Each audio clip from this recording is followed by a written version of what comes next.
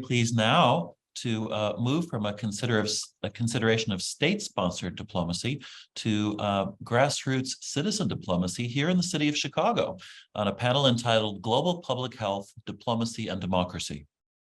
While the work of global public health has long provided a vital context for the practice of diplomacy, the COVID pandemic has highlighted the crucial link between these two subjects.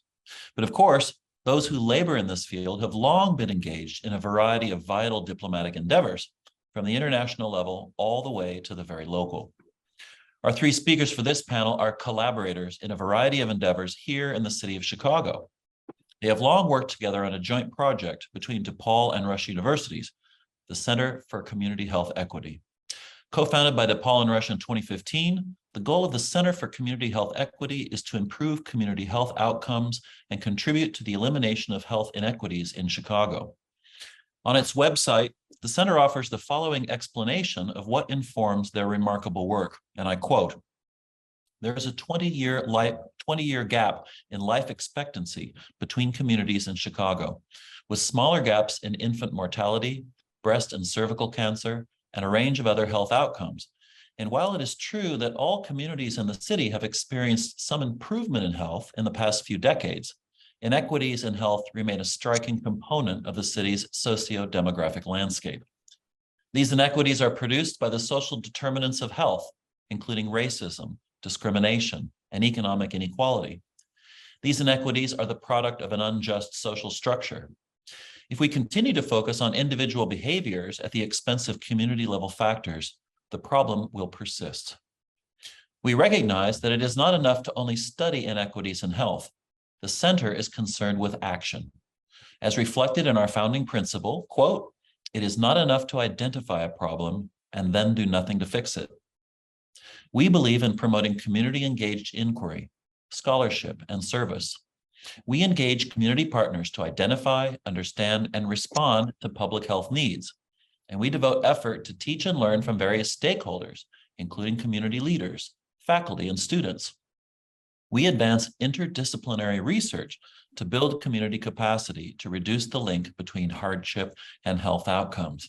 So now that you know a little bit about the center, I'd like to introduce our speakers, and I'm going to introduce all three because we're going to enter into a dialogue subsequently.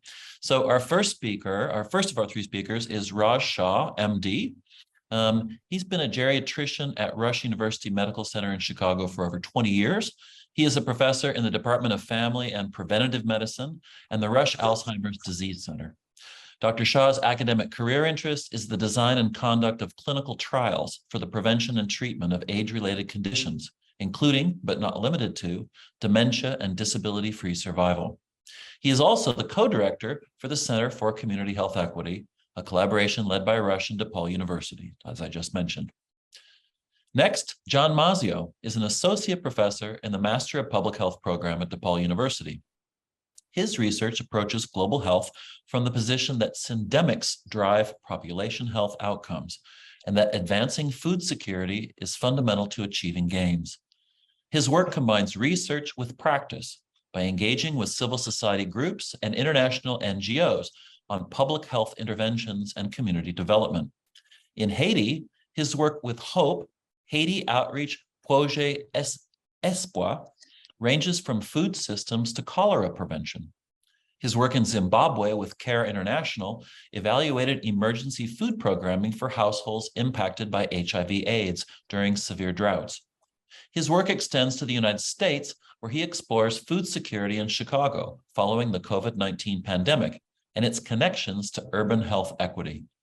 Most recently, Dr. Mazzeo works with BUILD, Broader Urban Involvement and Leadership Development, and Rush University Medical Center to use electronic health data to advance violence prevention among youth. He is the co-editor of Community Health Equity, a Chicago Reader, published by University of Chicago Press in 2019, and HIV/AIDS and Food Insecurity in Sub-Saharan Africa, Challenges and Solutions, published by Wiley in 2011. And finally, we are joined today by Maria Ferrera, who is an associate professor within DePaul University's Department of Social Work and co-director for the Center for Community Health Equity. Having served for over 25 years as a licensed clinical social worker in the areas of child welfare and medical social work, Dr. Ferrera continues to do work in the Filipinx American and other immigrant communities. Her areas and practices and research involve decolonization methods, ethnic identity development, community-engaged, socially just practices, and research with racial and ethnic minority youth, health and mental health disparities among racial and ethnic minority communities. She is the co-founding co-chair of the Coalition for Immigrant Mental Health, a collaborative, community-based, and research-informed initiative that is a partnership between immigrants regardless of status, mental health practitioners, community organizers, researchers, and allies. She is a steering community member of the Midwest Human Rights Consortia, a referral network of multi-institutional and interdisciplinary professionals who perform trauma-informed forensic evaluations for individuals seeking asylum in the U.S. Raj, Maria, and John join us today from Chicago. So welcome to all of you. We are so delighted that you are here. And so we have a series of questions that we want to pose, and I'm going to read the question to you, and then I'm just going to ask you one at a time if you would be so kind as to speak to them.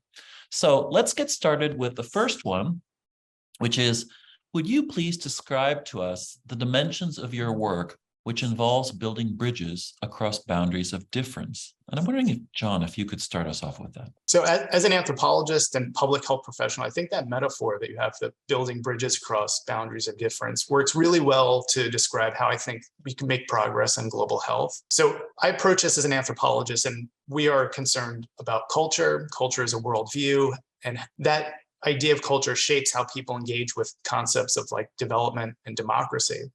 So just thinking about my work in Haiti, I think the idea of democracy for Haitians really depends on like raising up of all people in things like having enough food to eat, clean water to drink, being free of simple treatable diseases, sense of safety, security, opportunities for children.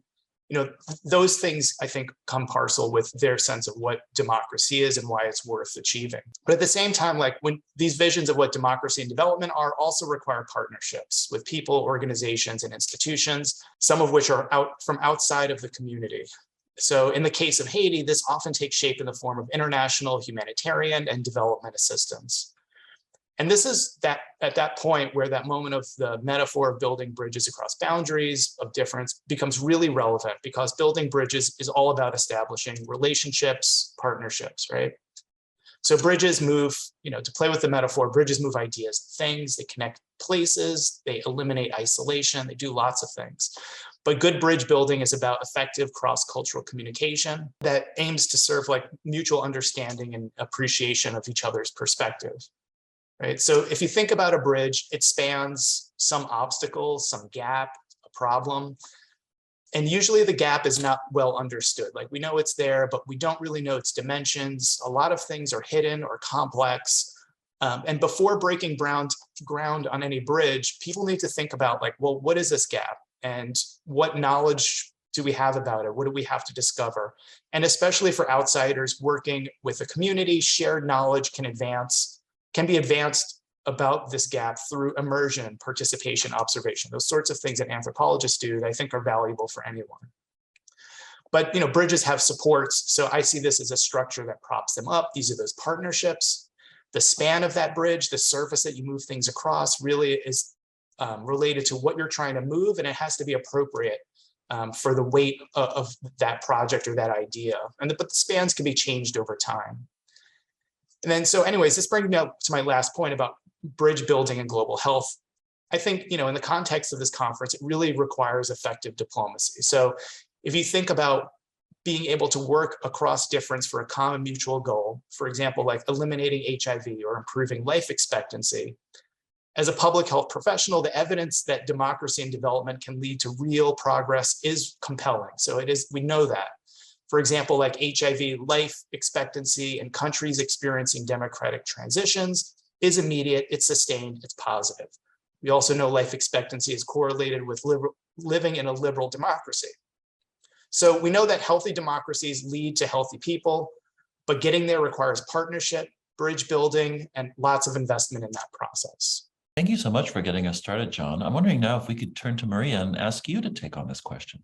Sure, thanks, David. So when we're thinking about building bridges, I think of principles that bind us. Where can we find consensus and agreement?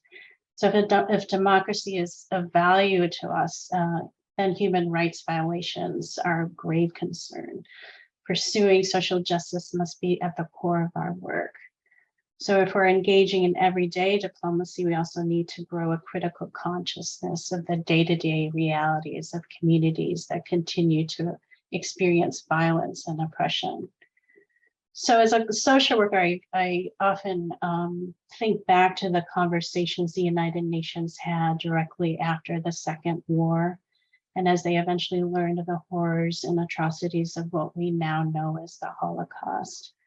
And clearly, as atrocities continue in our world, this document that recognizes the inherent dignity and of the equal and inalienable rights of all members of the human family is the foundation of freedom, justice, and peace in the world. That document is the Universal Declaration of Human Rights. So with 30 distinct articles within this declaration, Article 1 and 25, I think, will be relevant to us in our panel. Article 1, basic foundation of human rights. All human beings are born free, equal in dignity and rights. They are endowed with reason and conscience and should act towards one another in a spirit of brotherhood. Really implies a radical perspective of ethical care of each other and of our world community. Article 25 really speaks to health as a human right. And then I look to 6 and 13, particularly for my work with immigrants and refugees, particularly the right to freedom of movement, residence within the borders of each state. So I think Eleanor Roosevelt helps us understand what everyday diplomacy can mean when she says, where, after all, do universal human rights begin?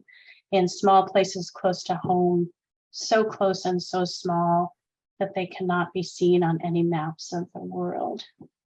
With this, my work has involved understanding or gaining a better understanding of the everyday realities of those who are often invisible, not seen, often unwelcome, immigrant and refugee communities.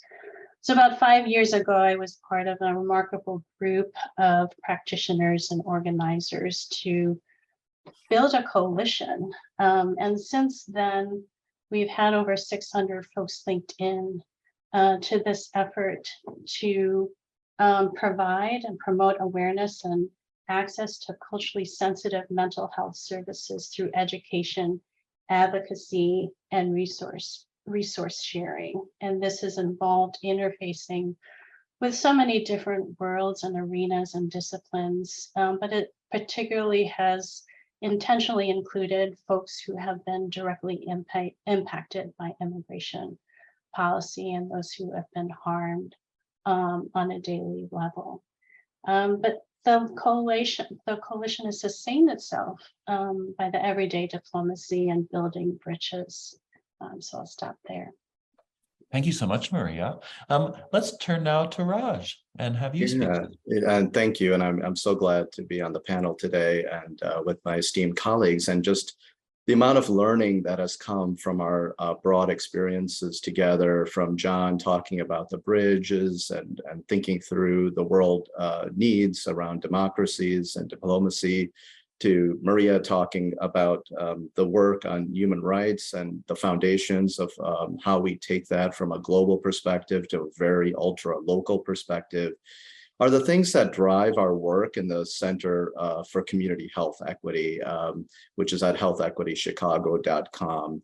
And if I can give just a quick visual based on sort of the giving tree idea, the tree in inequality is bent, and there's fruit on one side more than the other, and it seems like one person gets more of the fruit than the other.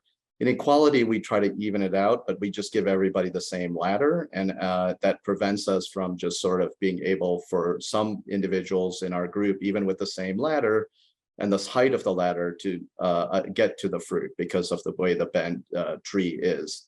In equity, we change the size of the ladder with the supports to match the needs of individuals and how they can both access the fruit. But when you get to the concept of justice, is how do we straighten the tree? And how do we make it so that the processes, the concepts, the ideas that generate the social world we live in as human beings is the best possible to articulate some of those messages that were provided about the work that was done with the United Nations and its founding.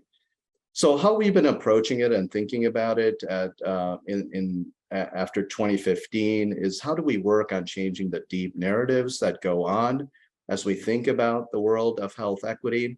And our newest concept, and one we're going to be wayfinding over the next 5 years, 5 to 10 years, is to get to that justice equity space. There's a connection, a bridge that's needed. One is the recognition of people and the dignity we offer people as individuals. But the second one is the bridge of belonging. Belonging meaning the sense that we can come as we are. We can participate as we are. We can share as we are. We can dissent as we are. And we can work together to look at bringing something that's a bigger whole and making us connected. So people have also been looking at this issue in a while in different avenues. And a large work has also been done in thinking through how do we create environments, safe spaces, brave spaces where people can work together to enhance the ideas of belonging. Now, we don't have all the solutions as even leaders, as faculty, and how we're going to get here and understand the role belonging can fit in our world and lead to justice. But that is the wonderful challenge we are going to be experiencing with faculty, with our students, with our communities, in bridging and bringing people together from different experiences to advance our understanding of how belonging can change our world and lead us into justice. So with that, I think that kind of summarizes our initial view of what we have to do in our day-to-day work to bridge activities together, and leads us, I think, to the other questions we'll be discussing in the panel. And I'll stop sharing the screen at this point so we can talk to each other. Thank you so much. And thank you to all three of you. You've really laid down a really nice foundation for our conversation. So with that in mind, let's turn to the second question. And I want to ask John and then Raj, if you would be so kind as to speak to the idea of, in your estimation, what are the most important contributions the field of global public health is making to the practice of diplomacy?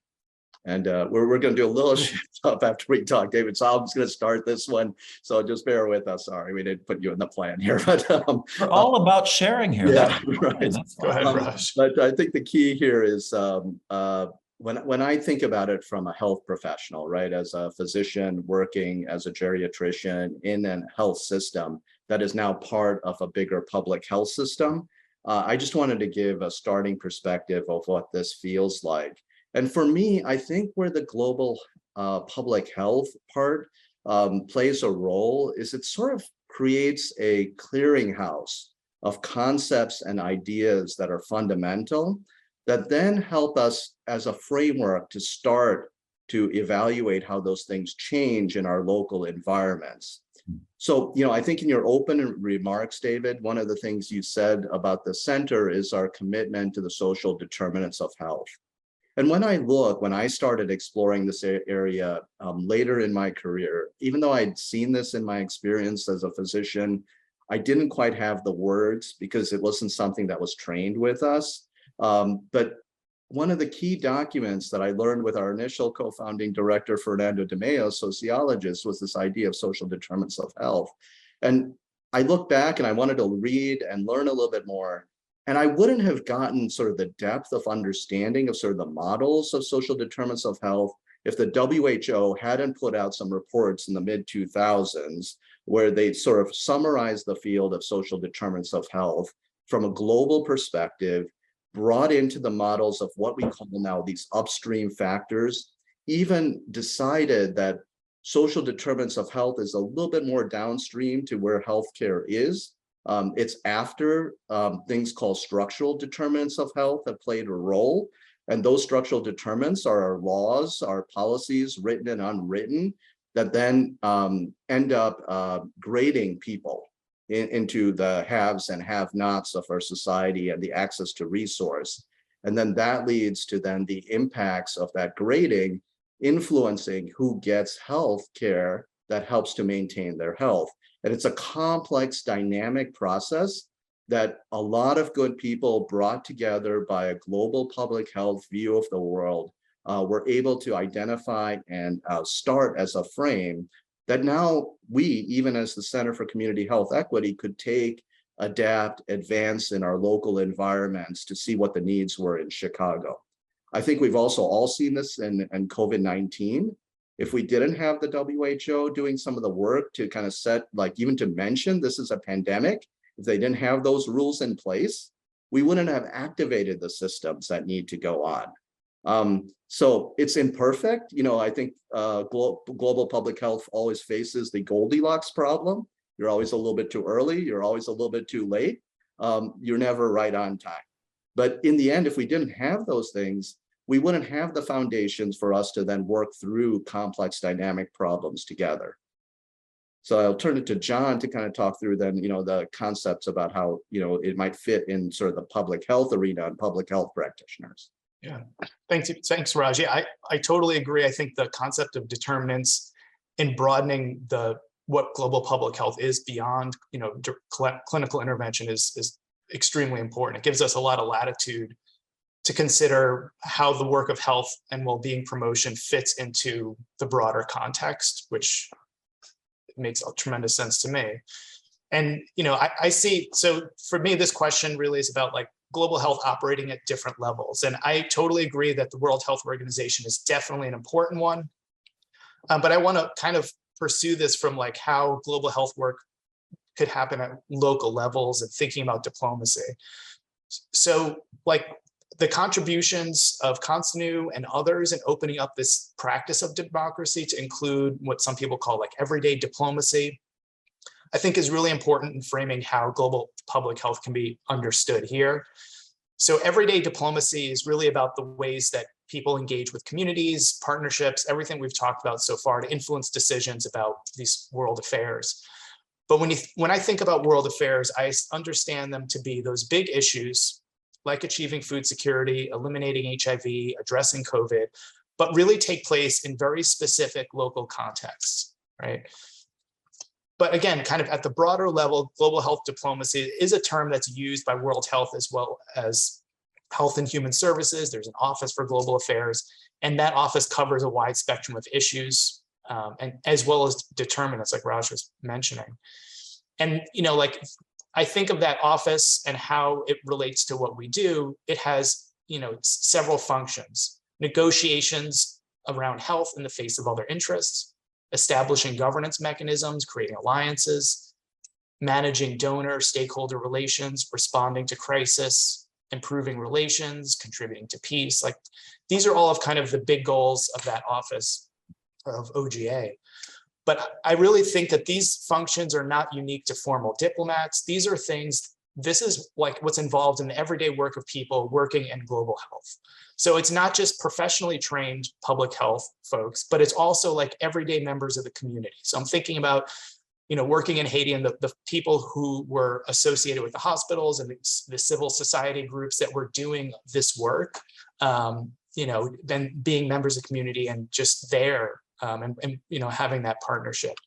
But thinking about the bridge metaphor, kind of going back to that, these functions that I just mentioned also transcend levels of operation. So again, it's small civil society projects that I think are the most important, because ultimately for me, the most important contribution that global health can make is really about the work that has a direct and observable impact on the lives of people. I think it's that work, the tangible piece of it, that contributes to building that sense of trust, collaboration that is essential for diplomacy.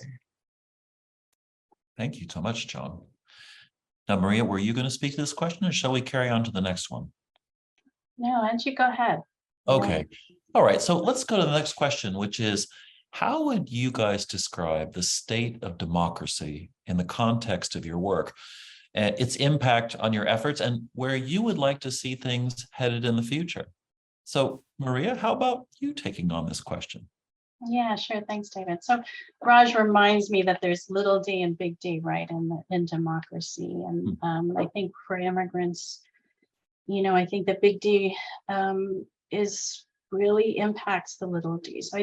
For immigrants without status, not only in the United States and around the world, there's issues around borders and nationalism and who belongs. You know, we go back to how do we think about belonging within our state and within our country.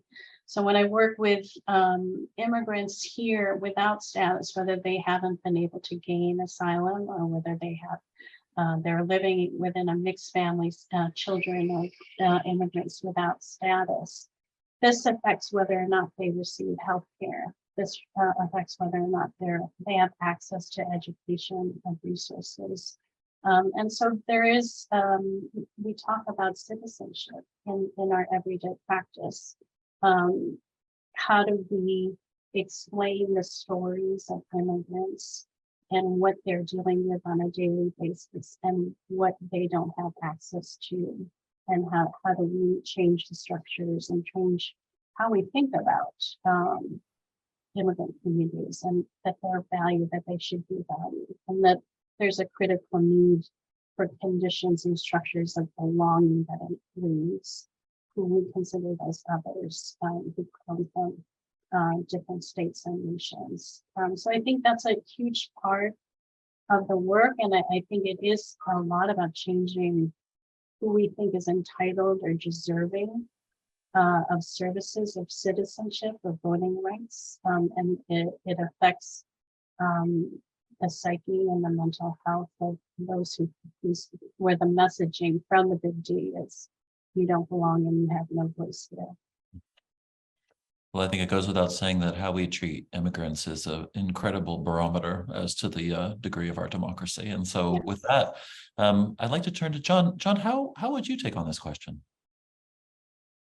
Oh, you're muted, John. Sorry. No worries. Yeah, I was thinking about this in the context of public health and thinking through where does this idea of democracy first come up when in the field? And, you know, I'm able to find mention of this relationship between democracy and public health as early as like 1919. So like shortly after the end of World War I, there's some material published around democracy and public health written to suggest that the defense of democracy in democratic nations depends on effective public health, so like a healthy population. And then interestingly, like further down the road, 1940s or at the beginning of World War II, they're talking about public health and democracy, about the application of democratic versus authoritarian principles in the practice of public health. So kind of, I guess, the method and mode in which we do that type of work, you know, being democratic. But so the ideas of democracy and democratic principles leading to better health outcomes isn't really new, but being able to measure it, I think, is something that is quite important. So like, it's not until the past, you know, recently, the past 10 years, I'm thinking in particular, there's a good 2019 study that looks at democratic experience in adult health for mortality. I had an excerpt from it on my opening slide, but the idea is that there is a positive relationship between the democratic experience and life expectancy, right? So the democratic experience is explained in this article as the contributing to the largest portion for the variation of mortality in cardiovascular disease, for example, more than GDP. So, you know, it's kind of important that the success or the mortality rate for cardiovascular disease depends more on that experience of that democracy than it is on the wealth of the population itself, which I think speaks a lot. So the effect of democracy on health, it could be direct or indirect, but in any case, we're seeing that relationship, which I think is quite powerful. So I just also want to kind of like talk about a little bit about Haiti, and again, and thinking through, like, again, emphasizing that in Haiti, democracy works when things happen and when that there's a lifting up of things for all people, water, food, you know, protection against disease. And these accomplishments are achieved, again, relate back to that bridge metaphor and also the success of democracy. But I also want to kind of reference a little bit like my work in Zimbabwe, which is quite different in the early 2000s, and this is under Mugabe, where there's a complete absence of democracy, which creates an environment of fear and violence, and it completely silences any type of development work that that brings into question the ability of the state to care for its people. So development activities right around election time in Zimbabwe are seen as a direct threat to political candidates loyal to Mugabe. So in close, I just want to say that, I'd like to see more global health work treating democracy as a determinant of health. I think political determinants of health can shape opportunities that advance health equity and also exacerbate inequalities. That is just a fascinating set of observations, and I love that as a measure. Well, let's move to another question, and I'd like to start by posing this to you, if I may, Maria. How do you understand your work as diplomatic work? Yeah, so the two thoughts, relationship building and leveraging resources, really come to mind. So a lot of the work that I do is really spending time, and it takes time, that relationship building, and also building the trust, because I could assume that someone within my community will trust me, but that's really not the case all the time. So it's a challenging process, but it also involves a great humility and accountability.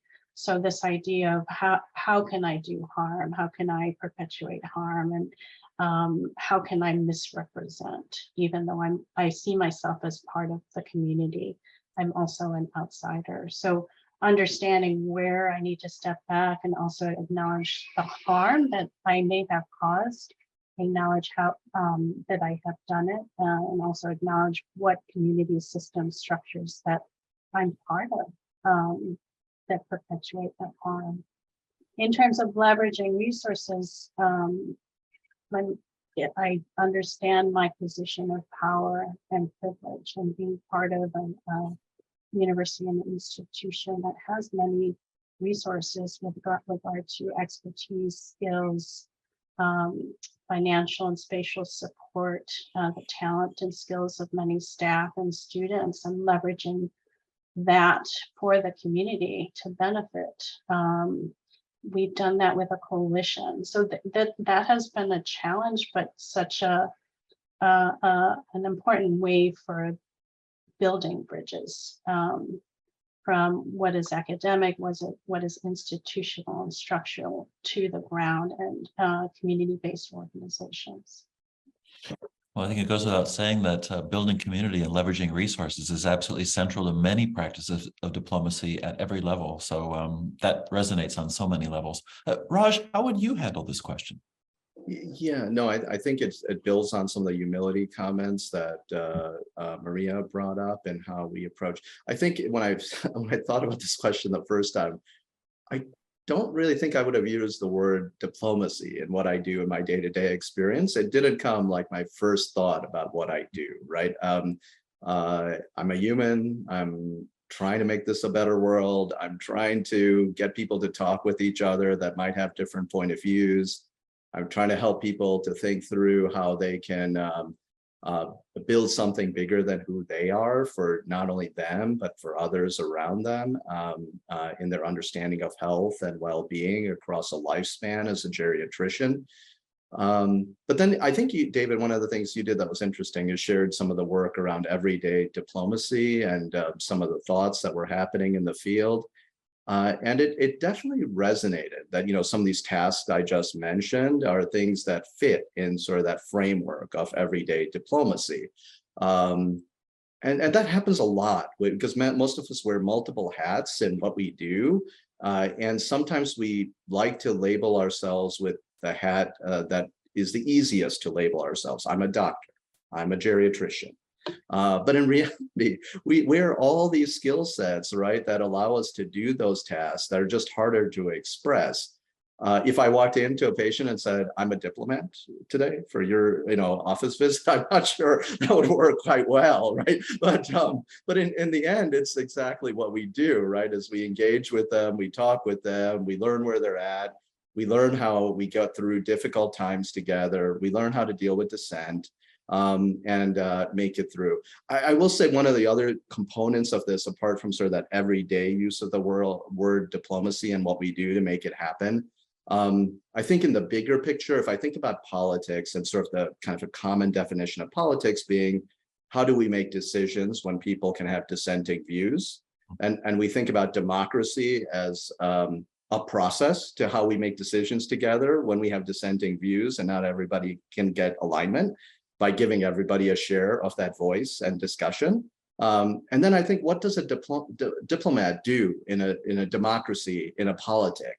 And what a diplomat tends to do is they tend to smooth out the atmospheres and bring levels of belonging, introduce people into spaces, make sure that they feel like they can belong in those spaces and contribute in those spaces, dissent in those spaces, and then how can they exit those spaces? So in some ways, our work in belonging, I think, will accentuate this idea of what a diplomat does in a democracy to handle how do we make decisions that are complex and dynamic, where there is no one solution to get there, but it's how do we work together to choose a path and a way finding forward, learn from it, adjust to it, and then move to a next path that we can all work to getting better as a society. Well, that really hits an important mark about the practice of diplomacy, because diplomacy at its best is people coming together and creating a direction that neither would have envisioned. And so finding out what happens when people choose to work together. Another point you just made, I think, that really resonates quite well with Konstantinu's definition of everyday diplomacy is that he says that everyday diplomacy takes place when people successfully claim to represent an idea, a cause, or a group. And this concept of representation, the more I learn about your work, the more it strikes me is that you are practicing representation on so many different levels. And so with that in mind, I'd like to pose this question to you, Maria, first. What are your greatest challenges in establishing and maintaining your status as an acknowledged representative of the groups you both represent and serve? Sure.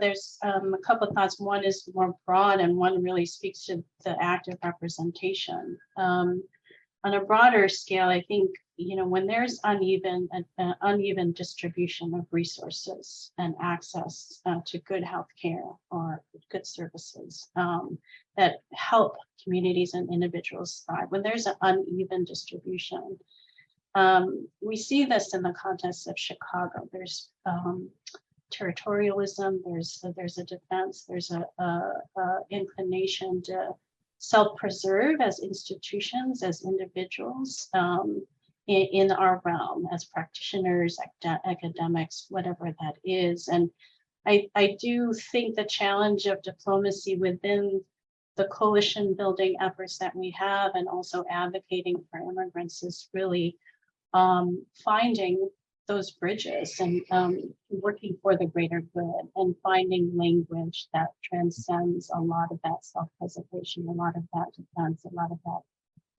those politics and territorialism. And that will help us kind of remind us, who are we representing? Who are we doing this for? And that will inform how we represent them. On an individual scale, I think for me, the less I speak and the more folks who are harmed or most impacted, the more they speak, the greater impact, I think. So I know through the years I'm working with the coalition, there's such a diversity in training, and diversity in experiences, even with racial and ethnic groups. It's impossible to represent in an accurate way. So in order to do that effectively, they need to be at the table, and their stories need to be heard. And we need to be open to the complexity of those narratives and stories in order to represent the best way we can. Well, that really embodies an important diplomatic skill of active listening quite beautifully. Raj, how would you respond to this question about representation? Yeah, no, I definitely think my greatest challenges in taking some of these roles have been the inner dialogue that you have to have. And I think it comes down to two things. One is this feeling of imposter syndrome. And the second is this feeling of I need to know when to let go. because it's not my story. And I think let's start with the imposter syndrome, right? In some ways, we are a mix individually of the cultures, beliefs, ideology, training that we come in with. We have labels also put on us as individuals based on our skin color, our education, our titles, whatever it may be. And I think one of the biggest challenges is when you represent diverse groups, or you think about how to support diverse groups in their missions, and they might not exactly have been your lived experience, how do you still be part of lifting up everybody? And I think that drives a lot of humility in how you have to know that you are a facilitator. You are a person that's just trying to do their best with their skills they have, that you can recognize your limitations. You can realize you may have biases that because you just haven't lived a similar experience. But you have to be okay at apologizing sometimes when you miss on those things, and to start conversations to keep them going so we can keep learning from each other. I don't think the imposter syndrome ever leaves you. I mean, I think it's you have to gain more confidence in who you are as an individual, but you have to also recognize you will never be everything to every person from different groups that you're working with. So that's sort of the one side of it.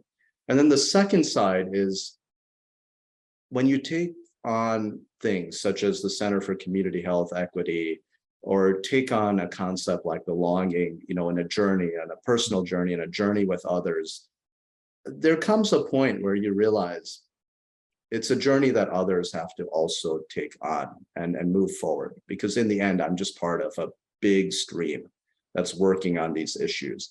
And I think, formal diplomats probably face this role too. Like at some point you end up leaving your diplomacy status.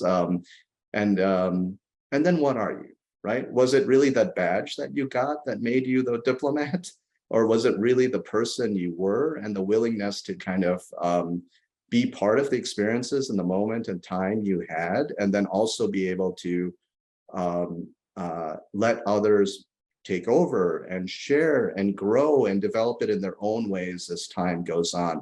So I've been really lucky in the center, to have two great co-directors, with at DePaul, with Fernando De Mayo as a sociologist, and now with Maria Ferrera as in the Department of Social Work and as a professional there. And they bring both different experiences. And one of my joys in life is meeting and seeing people grow and nurture in those experiences and working with us so that we can do something better. It wouldn't have been the same exact thing I would have done if I did it on my own, but by doing it together, we did something better. So imposter syndrome and, being able to let go and being okay with yourself that you've done your best and it's time for others to lead the movement, and you don't have to be the champion or be recognized as the champion for the work to move ahead.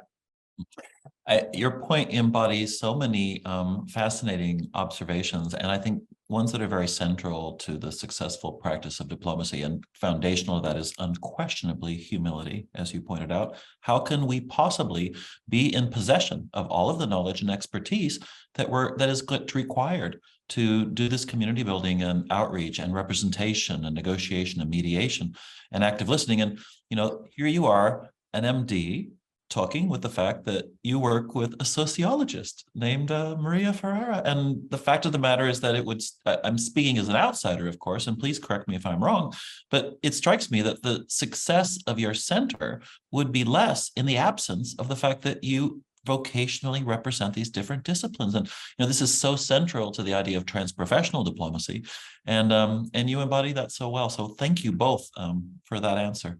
I'd like to turn now to a question that I'd like to pose to John, and it concerns Paul Farmer, I'm very sorry to say recently late Paul Farmer, who in my estimation was one of the most remarkable citizen diplomats of the last half century. And so I wanted to ask you, John, Paul Farmer, citizen diplomat extraordinaire, often discuss his work in terms of addressing the reality of structural violence. How do you see your own work in light of his observations? And I know that you knew him and worked with him, and so I'm still looking forward to your answer to this question. Yeah, absolutely. Yeah, I mean, Paul Farmer had a tremendous impact. I mean, like you said, transdisciplinary anthropology, public health, global health, I mean, medicine across the board. Knowing Paul and his colleagues at Partners in Health through my work in Haiti, but I'm not sure he would ever have described himself as a diplomat in the traditional sense. I think that people would have seen him that way, but I've never heard him actually talk about himself in that way. However, I think a lot of what we've been talking about today in terms of like everyday diplomacy would clearly apply to him. And, you know, something that he's said, he's been quoted a lot for saying is, you know, he refused to accept any life is worth less than another, right? So this is a simple but powerful idea, and I think is really what is at the core of democracy. But like you were talking about in terms of structural violence, this is something that Farmer wrote a lot about, and this is kind of the framework that informs a lot of his work and the work with Partners in Health. Comes from a Norwegian sociologist. But what's important about the idea or the term structural violence is, you know, start with the idea of structure. And it sounds like something that's just like neutral, it's plain, it's just there, it's normal, right? It's unquestionable, it's just the way things work, right? So for anthropologists like Farmer, those sorts of things, those unquestioned things that people take for granted are the things that we latch onto as significant and powerful. They're kind of the unseen structures that no one talks about. We just assume that that's just the way things are done. They're just normal and natural. So Farmer's approach to structural violence forces our attention to the forms of suffering and injustice that are embedded in these ordinary, taken for granted patterns of the way the world works, right? So, and, you know, Raj had some comments about this earlier that, you know, these structures make life really comfortable for some and unpleasant, cause of poverty, insecurity, and ill health, violence for others. And it's really one of those uncomfortable realities of modern democracies. So at the same time, I think rights and equality are at our core values of democracy. And Farmer also says, you know, if access to healthcare is considered a human right, who is considered human enough to have that right? So structures aren't really natural or neutral or normal, right? They're the outcome of long histories of struggle. So if structures are just collective patterns of action, right, we should be able to change them. So, and I think that's what Farmer is really thinking about, is that if these are just things, in some cases they're intangible, why can't we just change them? Why can't things be different? And I think that's really kind of like at the heart of what Partners in Health is. Partners in Health is an international organization that he Jim Kim and others put together, and that's their philosophy of action, right? So, you know, again, Farmer says, with rare exceptions, all of your most important achievements on this planet will come from working with others, or in a word, partnership. And, you know, this is where they get that sense of Partners in Health. It also kind of brings us back to the bridge metaphor, and also helps us think about, you know, the importance of changing structures, you know, those taken for granted things through partnership. So, you know, I think this is what makes Paul Farmer a champion of global health. And I think in light of what he said and did, many of us working in public health see structural change as the ultimate goal. Like, this is the thing that if you can change, will have the most impact on the greatest number of people. You know, so thinking through what he was able to accomplish through partnership, again, like Partners in Health, they serve millions of patients in 12 countries, right? I'm most familiar with their work in Haiti. They have a great hospital in Mirabelais. They serve, you know, over close to 200,000 people in that commune. They provide clinical training, but they also deliver the highest level of care to patients, really on par with what you would see in the US. They also run the University for Global Health Equity. You know, this is something they launched in 2015, and it takes place in the mountains of Rwanda. It's for clinicians working in many of the hospitals that Partners in Health has relationships with, and it's really about empowerment of clinicians, right? And I think these are some of his big accomplishments. Paul really, I think, in an everyday was there working with patients, just doing, serving as a role as a physician. All of this, I think you can see the tremendous impact of his work. Recently, I'm happy to say, there was legislation that was being proposed. This was back in September. It's called the Paul Farmer Memorial Resolution. It was introduced just again recently. And it's a push for the federal government to spend $125 billion a year to help low-income countries to do things like access technology, supplies, infrastructure, workforce, all of that stuff that Partners in Health does, right? The resolution, this is, I think, quite interesting. The resolution is based on the fact that at the present rate of decline, it will take about 100 years for core mortality statistics in low-income countries to converge with those in high-income countries. So the idea is that the resolution, if passed, is going to accelerate that process. It won't take 100 years if we can get this legislation out there and have that investment, right? And I think that's what Paul was about. It's about questioning structures and just posing the simple question, well, why does it have to be this way? Why can't it be different? Let's do it differently. Let's make things happen. Well, what an extraordinary legacy of Paul's, among the many extraordinary legacies of Paul's. And so thank you very much for illuminating a little bit more about his work for us. I'm noticing that there's some really fabulous questions coming in the Q&A. And so I would like to suggest that we have one more round and one more question, and then we move to some of the questions that our audience has provided. So this last one, yesterday I spoke briefly about a gentleman named Francois Becker, who talks about the idea of interconvictional diplomacy and the fact that regardless of whether one is a practitioner of a religious tradition or if one is secular, there is clearly a spiritual dimension to human relations. And I have to say that with your work in the field of healing and addressing so many social inequities, I see what you're doing as having a tremendous spiritual dimension. And with that in mind, I want to ask this question. How would you describe the ideological, ethical, and spiritual foundation of your commitment to working for social justice? And I'm wondering if Raj, if you could start us off. Sure, David. It's a very thought-provoking question, and it's trying to summarize all of those factors: the people, the experiences you've had, and what seems to come down. But one of the things we try to do, or I try to do, is, as John was saying, with Paul Farmer, or even what Maria was saying, is you try to find out what is the basic nugget or story that might hold things together. And the world works this way sometimes. I was reading a book, that just came out recently by John McKnight and colleagues called Connected Communities. And in the preface, written by Palmer Parker, there's this mention of the concept of Ubuntu that was worked on by the late Reverend Desmond Tutu. Essentially, the concept boils down in English terms to the idea, I am because we are, right? I am because we are. The interdependence we have with each other, with this world we live in, with the things in this world that exist, and how do we build it? My only corollary, as I was thinking about it a little bit more, is I think it's a circle, all right?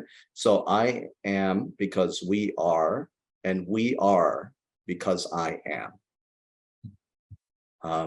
So I think that's the part, right? Like, we all have a place in this. It's we are social beings. We have to depend on each other. And we have to depend not only on the human race, but everything else that exists in this world.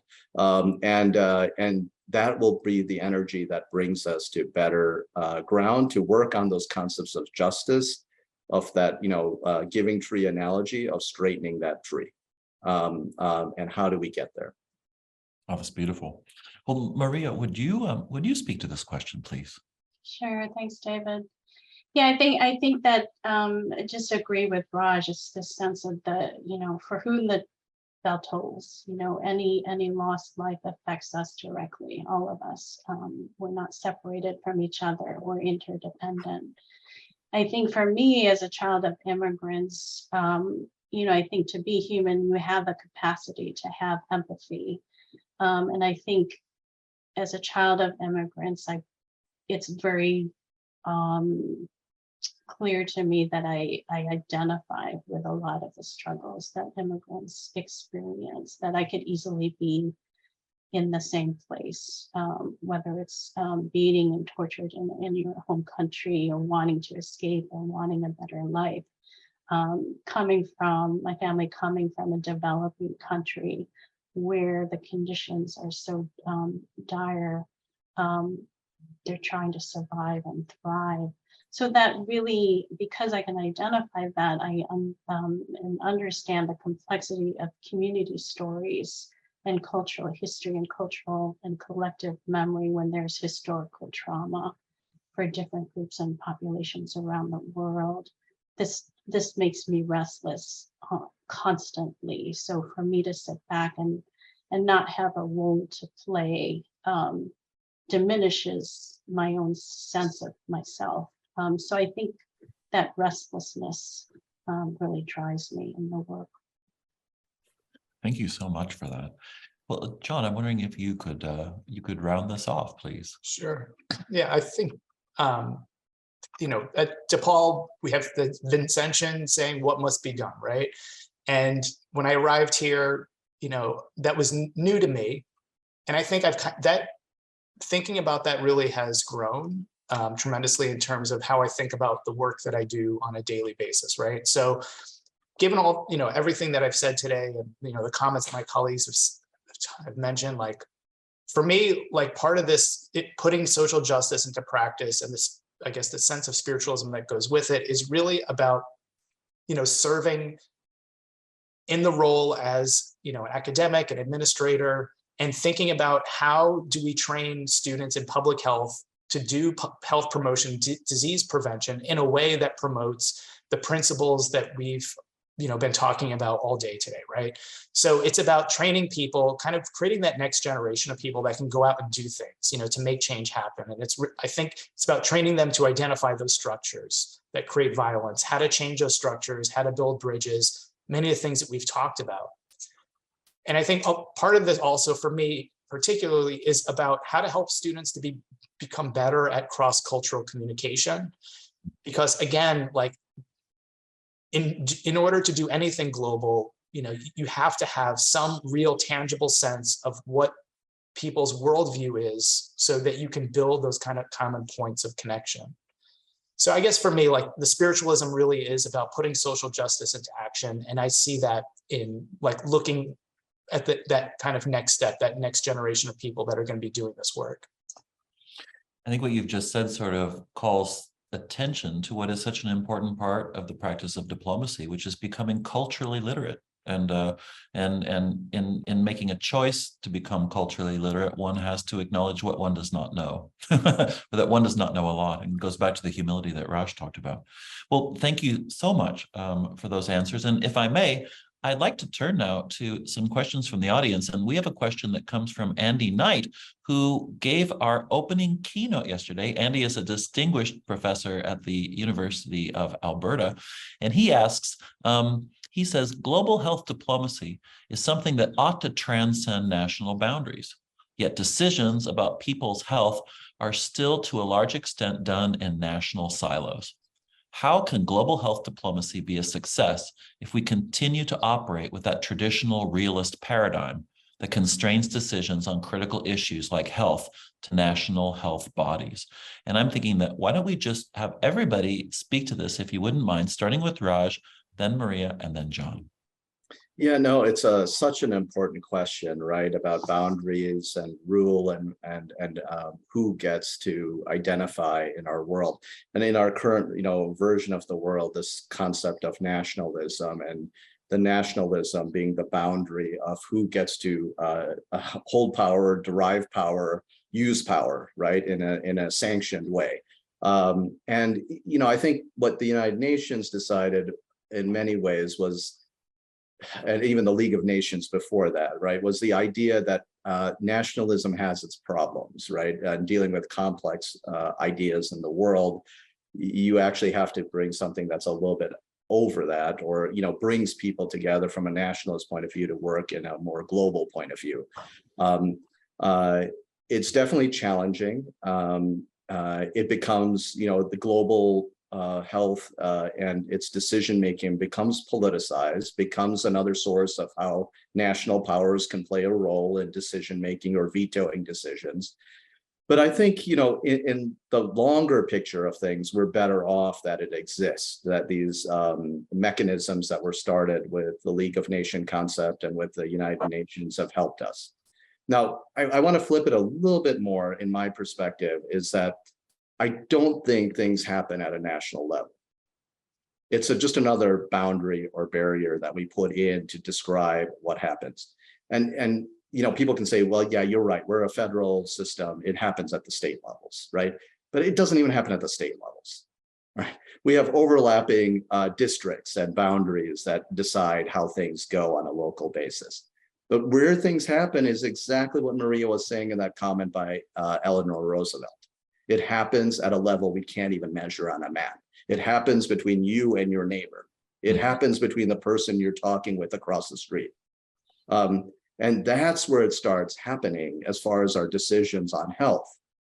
And the struggle is people have dissenting opinions. They come from different backgrounds, different experiences. They look at these broader suggestions, policies, and principles. They may not come to agreement, but how is it that we can work through it in a civil, democratic society where I can talk with my neighbor, we can disagree, and we can still figure out a way to live with each other? Indeed. Maria. Yeah, I think it's a complicated question. I wish, Andy, you were on so we can talk to you a little bit more about what you're thinking behind this question. But I think, I agree with Raj. I think it's just those everyday encounters and interactions, and how do we come to these solutions, and whose agendas are we trying to transcend? But I also think about, I do think, I would argue that America can be very egocentric in its sense of nationalism, that we're not always best at what we do. It's clear in our life expectancies that they're declining in so many different communities. And, I wonder if there's a place that we can come to in humility as a nation to look at different models of healthcare around the world, and how other nations are doing it much, much better than we are, that are really honoring individual human rights and health rights, and that they're actually, that's infused very intentionally in the structures they create with regard and consideration to access to everyone, to good health. And how do we think about communities thriving, and also honoring the resilience and strengths of communities that take care of each other, and how do we heal in those communities that are sort of outside the realm of traditional medical practices. So I think there's a lot there that really takes us to shift, a huge shift in how we think about how we provide health in our country. Well, your point is well taken, and you've brought us once again to the theme of humility, which I think is a wonderful corrective to the impetus of nationalism. John, what would you say to Andy's question? Yeah. I was thinking about this. I agree with the comments of Raj and Maria so far, but I'm thinking about this from, let's say, Paul Farmer's perspective again. So why does it have to be a national health focus? Why, if we know that the health issues that we're dealing with are international and are global, so why do we choose to approach them within those silos? Because it is a choice to do so. So if it's more effective to work globally, then why not? So where's the political will to do that? Where's the investment to make that happen? I don't see any reason why we have to approach any of these issues that we've been talking about through a national health framework. So part of it, I think, really is an examination of, what, like Maria has said, what is the agenda? What are the goals here? And I think if we explore that closely enough, we'll probably get to the point where the agenda isn't to promote international or global health, but is to promote or push the agenda of a particular, nation here. And I think that's where farmers, just and drive to, partners in health and working in an international format, but separate from formal government makes tremendous sense. So I would pose that question back to Andy, is like, well, who says that we have to do it that way? Mm-hmm.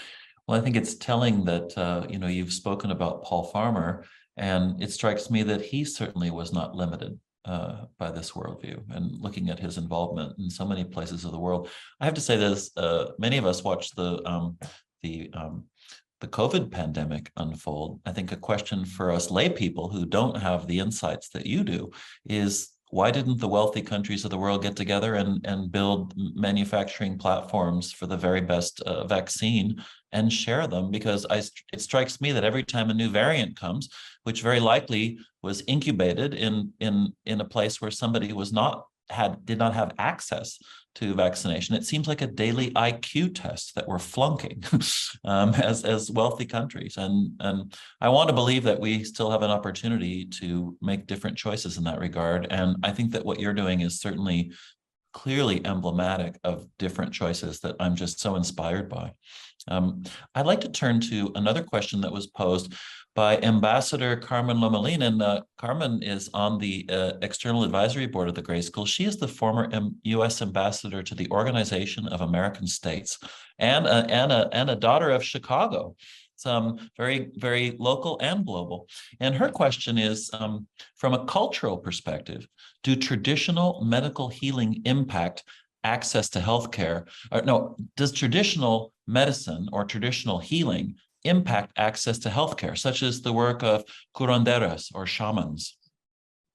Yeah, no, it's a terrific question. And I think I think what we have to realize is, in the human experience, how we've delivered health has evolved around in global atmospheres, and we have practitioners that can bring skills and healing from multiple avenues. So I don't think I've ever felt as a practitioner solely focused on sort of the Greek model, if you want to call it that, right? Like of the Hippocratic model of how we've structured sort of Western healthcare and grown it and developed it from those roots.